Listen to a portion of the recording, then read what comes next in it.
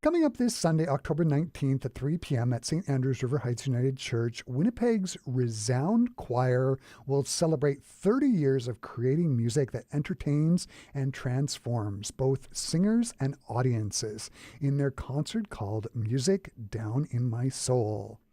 Made up of singers from a wide variety of backgrounds, the ReSound Choir has performed across Europe on a 15-day tour and collaborated multiple times with the Winnipeg Symphony Orchestra and the Manitoba Chamber Orchestra. This Sunday's concert will feature beloved favorites from the choir's 3-decade history, including works by John Rutter, Pergolesi, John Tavener, Palestrina, and a dash of Paul Simon for good measure. Leading what promises to be a truly memorable performance is Julian Vanderput, artistic director and founder of the ReSound Choir, who also serves as choirmaster at St. George's Anglican Church. And joining me here in the Classic 107 studio to talk about the ReSound Choir's concert, Music Down in My Soul, I am joined by Julian Vanderput. Hi, Julian. Great to meet you and have you here in studio. Hi, it's great to be here. Thank you, Chris. So I was reading about the choir on your website, and there's a really interesting backstory as to how the choir got started. Can you take me back? What was the initial thinking behind starting the ReSound Choir? And can you talk about the original name of the group? Okay, so at the time I was in university, and 1995 particularly was the year that Europe was celebrating 50 years of liberation from World War II. Mm-hmm. And so they had ceremonies and whatnot. And the Royal Winnipeg Rifles, and there was another armed division from Calgary, and I think from Nova Scotia, that were instrumental in liberating parts of Holland. Right. And so a call had come through, I guess, through the local embassies or cultural associations about having musicians or groups or people from those areas to come over there and celebrate. So there was both a contingent in Holland and in Italy.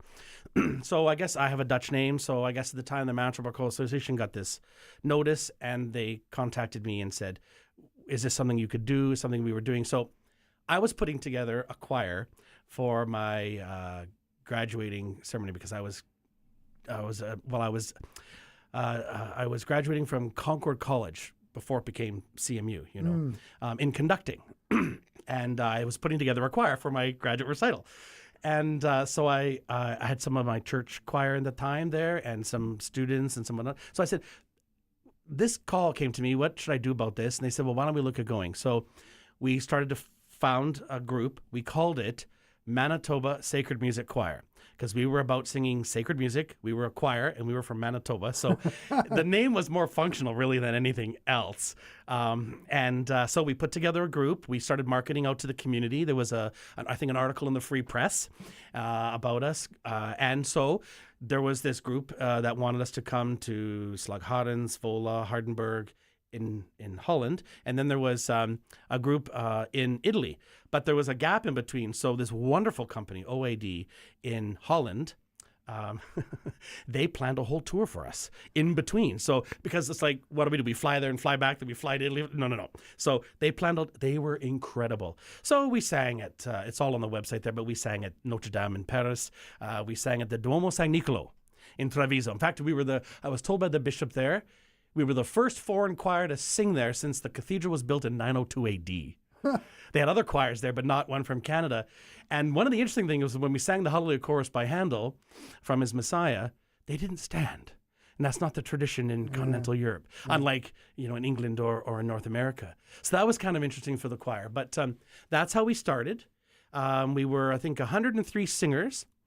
About 125 of us went on the tour because there were some spouses that came along. Yeah. And we had 2 members of the Royal Winnipeg Rifles with us. They sang tenor. And that's always excellent. Strong tenors. So we did that. And we have a picture of us in Heidelberg. It's on the website there. And that's how we started. And so a larger group sang at my grad recital, and then in May was the trip, the first couple of weeks in May. I went a little earlier with the accompanist, and we looked at a few things, and the Dutch people were incredible. They treated us like long-lost family, I mean, to be honest. Yeah. Same thing with the Italians. They were just overjoyed and overwhelmed. Everywhere we went, it was like, oh, this is what rock star status looks like? Asked for autographs and everything. It was wonderful. And then when we came back, I thought, that was great. What a great time in my life. But no, they wanted to continue. So we had about 70 plus voices continue on. And we continued so like that until about 2003. And that's when we rebranded sort of our name as ReSound, because it's just easier to say, that kind of thing. So that's kind of how we started, which was great. And then and you did some fundraising for Union Gospel and Salvation Army as well. Oh yes. The choir. I always thought that the arts. We have we contact a lot of people. So I said, look, we need to be able to give back, take what we have, because I'm all about giving back and encouraging and supporting. So we did that. Yeah, we've done fundraisers with Salvation Army, and a couple of other radio stations had some things that we participated in. There's the Vision Canada. There was another time we raised money for goats for a village, I think in San Salvador. And the neat thing is, which I can't seem to find, is they sent us a picture of a young man with a whole herd of goats. They said, these are your goats that we bought. Because I thought it was important for the arts to give back. So we've done a few things like that, and we've sung. One of the things that we did, and that sort of got my group together for my initial graduate recital, was in December of '94. We went caroling in some of the, let's say, more difficult areas of Main Street. There was about 14 or 15 of us that went Christmas caroling to provide some cheer to that area. And they sort of started to form with my church choir, the initial group that went, and then they continued on to Europe there. So that's some of the things we've done. Yeah, I mean, one of the senses I got from the website is that the ReSound Choir it really takes music to what it should be. Just a bunch of people hanging out, having a good time, performing and rehearsing music. I would imagine you've made some lifelong friends through the choir, right? Oh, yes. And that's going to be noted at our upcoming concert on Sunday. Yes, there are some that have sort of been there for a very long time. Some members, sadly, we've lost along the way. So one of the things that really struck me with the pandemic is I realized it's like, oh, so you just sort of continue on, and then suddenly this person is no longer in your life for whatever reason. And then you suddenly realize, oh, what happened here? And I thought, we need to have a concert where we sort of mention these people. We need to recognize and honor. I think it's important to recognize and honor the people in your life who are important to you regularly, because you never know what can happen. So one of our previous concerts that we had, I think the year before last, we honored choir members of ours who had been with us a long time who had passed away. So what I did is I was wondering how best to honor these people. Yes, I can mention them at the concert. The Philharmonic, they do their in memoriam, right? They have that wonderful thing. So what I decided to do was this. I've just been now interested in sports. Not been really a sports person, but my buddy is a sports person. So he's been taking me to various games. I thought, oh, that's interesting. I said, what's he doing with that jersey? He's like, oh, well, that player has retired, and they're retiring that jersey number. And I thought, what a unique crossover. So what I did is I created little plaques with the picture of the person and their name and what they did and their contribution and their number, their choir number. So what I decided to do is I would retire their choir number, and any folder or music with their number on it would no longer be assigned to a new member that comes in. Oh, wow. That would be officially done and just relegated to the archives in memory of that person. And then we invited relatives of the loved one to come. And I didn't want it to kind of end on a, kind of a sour note or a difficult note or a kind of a sadder note. So one of the original board members, a president of the choir, Grace Hendrickson, and her husband, who was the chaplain of the choir, I reconnected with them recently, and they were in their 90s. So I said, would you be able to come to this concert? So after we honored those who had passed, I had them there in the audience. I honored them with Lifelong Achievement Awards because of their work, the choir wouldn't really have continued. I mean, as much as musicians like to think we're a one-man show, we're not. It takes a team of people to make it all go. And they were part of that original team that kept the choir going. When I thought, we did the tour, we're done, thank you. Nope. She came on board and really kept it going. And so I thought we can't not recognize that, right? Yeah. The repertoire for the concert on Sunday is super varied. There is really something for everybody. There's some Rutter, Mozart, Elaine Hagenberg, and some Paul Simon. How did you narrow down the rep and curate the music for this concert? Well, one of the things that I've always liked about ReSound is its ability to sing different styles, different genres. So when it came down to 30 years, I wanted to pick pieces that I know were audience favorites that, we get asked to sing. Oh, you're going to sing that song, you do that one, okay. But also ones that the musicians like to sing, because I think it's a two-way street. I've always been a big proponent of the healing power of music, both those listening and those performing. Mm-hmm. And if those two things get into connection, magical things can happen. So when it came to choosing the music, I thought, let's try to find a varied balance. So we've got music with organ accompaniment and oboe, piano accompaniment, and then there's a whole swath there of a cappella music, which has different styles, from Renaissance to German to modern. We have the modern composer there. So, and then the accompanied music, there's gospel, there's some jazz, there's one of the pieces I wrote, but there's Mozart, yes. So a nice variety so there's something for everybody, I think. Yeah. Mm. Do any favorites in the concert that you just love performing with the choir? Oh, yes, there are a few. Certainly, I would like to highlight I Will Praise the Lord by Craig Castles, Manitoba-born composer. And I also had the privilege of performing his musical Clowns, which is very well known.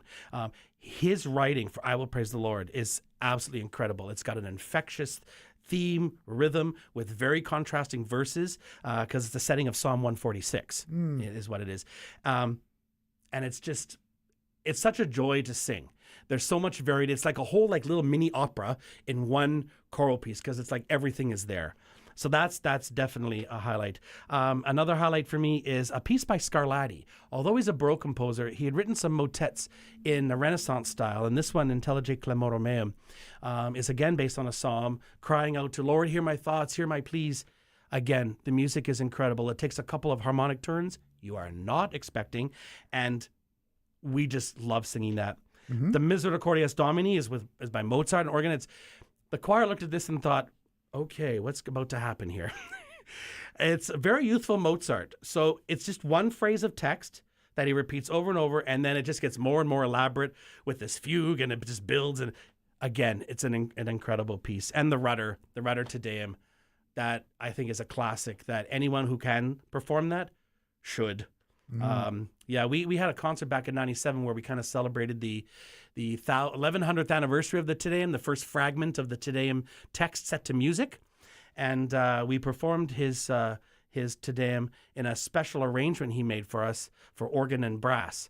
Because what I was searching commercially, I couldn't find, so I contacted the composer through his agent, and they said, "Oh, we'll provide something." And so that was incredible. So that it will be organ and choir. But again, that setting is again spectacular and very powerful. I think it'll speak.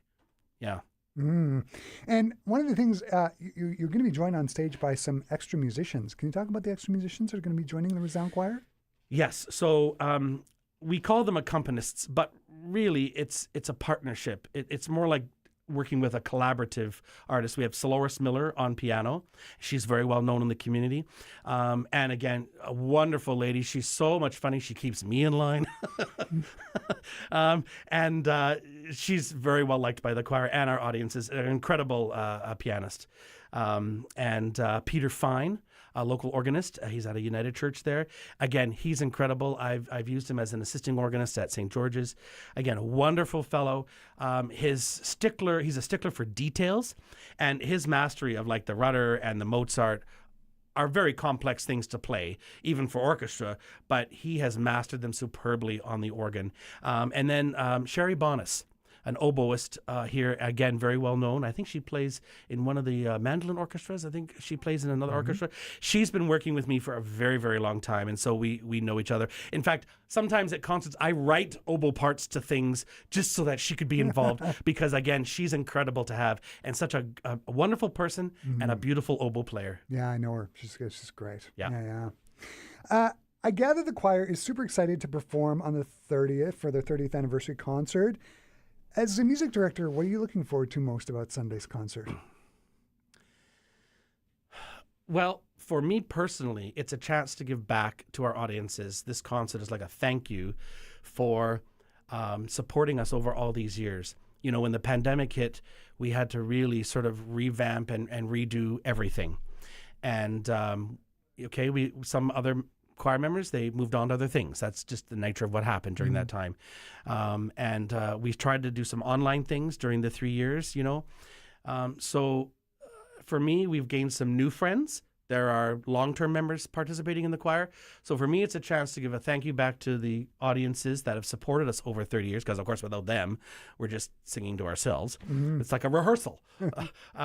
And for me to thank some of the choir members and other people that have made a difference in the life of the choir, without whom, again, the choir couldn't exist, because without an audience, without a choir, it's just me waving my hands, ventilating the place, right? And that's been an incredible journey for me. I remember one time we were performing the Messiah with the Manitoba Chamber Orchestra in '96, and I had decided to do the whole thing, no cuts. And they were a little trepidatious about that. The orchestra said, "Well, what are we going to?" I said, "No, we'll take a break. We'll do this. We'll have an intermission. Okay, whatever, between the 3 acts." And I noticed there was a choir member who didn't really turn a lot of pages in the Messiah score. And I knew this person, so I approached them at one of the rehearsals, and I said, "So are you okay? Is everything happening? Is everything good?" And I'm like, she says, "Well," I said, "Well, but I know you're not turning." She says, "Well, she doesn't really read music. And so she had to learn the alto parts," because she was an alto, to Handel's Messiah, all the choruses, like as if they were the melody of some song. Yeah. So she basically had to learn it. And she said, "I can follow and guide along with the words, but I basically had to kind of essentially memorize everything." Mm. And I'm thinking to myself, I'm conducting this and I haven't memorized it. So I just thought that was incredible. So for her journey, that was exciting for me, because I was able to take someone who thought they would never sing in anything like this to a place where, look at the achievement there. And so that has been for me, because she felt that if she was amateur, it meant bad. Mm. And I said to her, "Well, no, amateur is a Latin word that means you do something for the love of it. Yeah. And if you do something for the love of it, that passion comes through," which was evidenced in her. She basically memorized the alto part to every chorus in the whole Messiah so she could sing it. So she didn't need to turn a lot of pages. Yeah. She just sort of kept up with part 1, part 2, part 3. And I thought, to me, that's incredible. Mm-hmm. So the choir now has a mixture of people that need lots of rehearsals, people that don't need only need 1 or 2 rehearsals. And so that mix comes together, and I'm so grateful for that. So this is our choir's way of thanking our audiences, and me personally thanking the choir. So there will be some people that will be singled out and honored, I think, for that. Mm. This has been just great to have you here, Julian. How much are tickets, and where can people go to get tickets for the concert? So tickets are $20. You can e-transfer ReSound Choir at proton.me. And all this information is on our ticket page on the website. They're available at the door from any choir member. And they're $20 across the board. Mm. Yeah. Julian, this has been wonderful having you here to talk about the Music Down in My Soul concert with ReSound Choir. I'm sure it's going to be a big success on Sunday. Thanks so much for taking the time to stop by and talk to me today. Thank you for having me. It's good. For our Classic 107 listeners, the ReSound Choir performs this Sunday, October the 19th at 3 p.m. at St. Andrews River Heights United Church, which is at 255 Oak Street. For more details, go to resoundchoir.org or go to classic107.com. I've embedded a direct link to the concert page in the article about the concert that you can find up there now. Julian, thanks again. Thank you.